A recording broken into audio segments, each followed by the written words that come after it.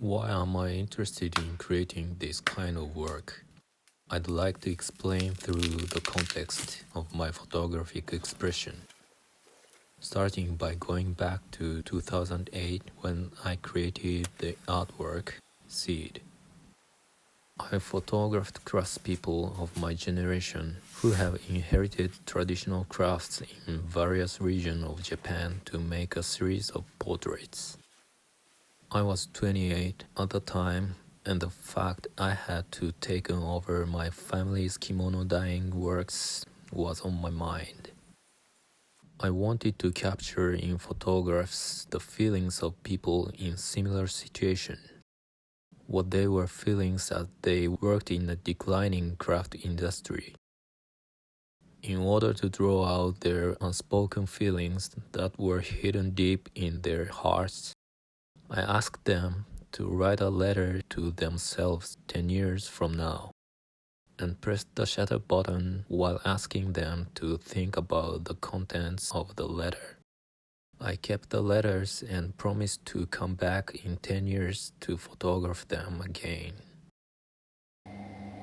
As I photographed the portraits, I was overwhelmed by the appeal of craftspeople who used their hands to create wonderful things from natural materials. I kept thinking about how I would approach them and the photography 10 years later. I felt that if I could make photographs that had a strong presence as things like crafts, I would be able to face them on equal terms. I went back through the history of photography to a time when photographs were handmade and experimented with various methods: color type, salted paper, ambrotype, and so on. I also made cameras and the other tools necessary for expression. After this trial and error, 10 years later, I returned to photograph life-size images of artisans as 50 by 60 centimeters ambrotypes. I thought this technique from just before when photography became industrialized was the best way to capture them. Exposure times ranged from 1 to 3 minutes. During that time, I asked them to continue thinking about their past, present, and future. Their thoughts become particles of light that pass through the lens and the capture on the silver on the glass. The blurred figure contains their thoughts. Seed and Sprout were exhibited under the title of Leading Light. By placing the photographs alongside the artifacts made by the craftspeople, I wanted to show their images as if their spirits were rising from the artifacts. As I proceeded to photograph Sprout, I was drawn not only to the superb craft technique but also to the close connection with nature in the craftsmanship. For example, with bamboo crafts, they not only cut the bamboo but also maintain the bamboo grove. They split the bamboo into strips and weave baskets out of it. Even if basket breaks someday, it will easily return to the soil. I became attracted to this kind of craftsmanship that operates within the natural cycle. I began to wonder if I could add such an element to my photographs. This was part of my thinking when I decided to move my life to the mountainous area of Kyoto.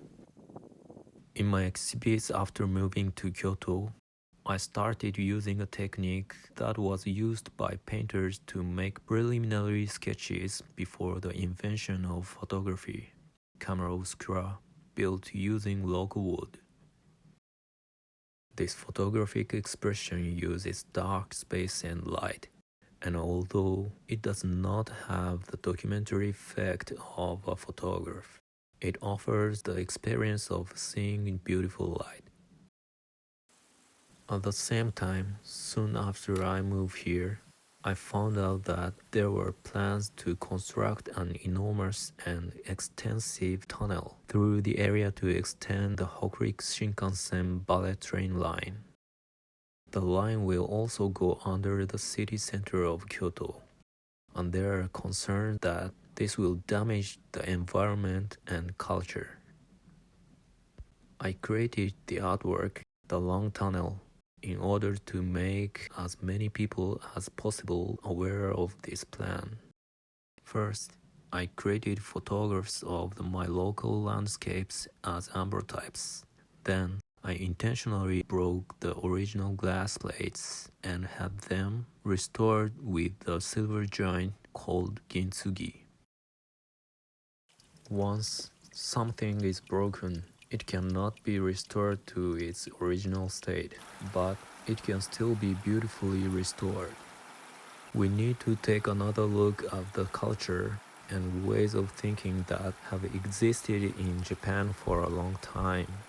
We should be aware not only of the environment that we may destroy in the future, but also of the fact that our lives have been built on a foundation of the many things we have destroyed in the past, and that we should be conscious of the need to restore this lost beauty. This was what I wanted to convey through this work. And now, with this idea in mind, I'm digging down deeper into photographic expression and embarking on a work of reviving vistas, in which I will restore the scenery I want to photograph. Though I'm starting off my own land, I would like to expand this activity even further.